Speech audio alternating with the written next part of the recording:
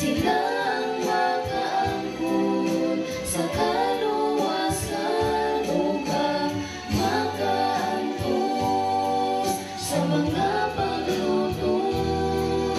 Sila gantihan sa Diyos.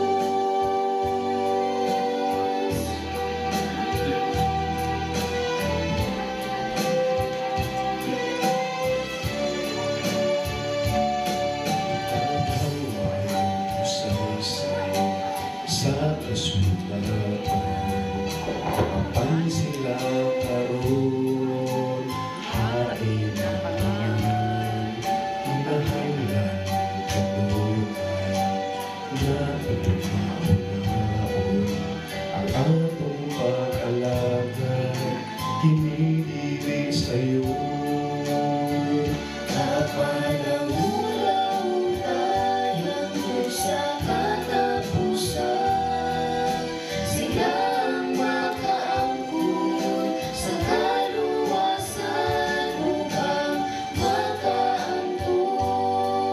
Sa mga paglutos, sila gantihan sa Diyos.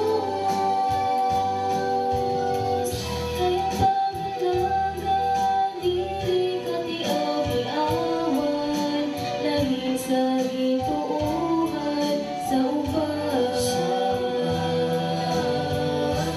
Kinahanglan na tunga matunan, daghang tunog sa atong agiahanan.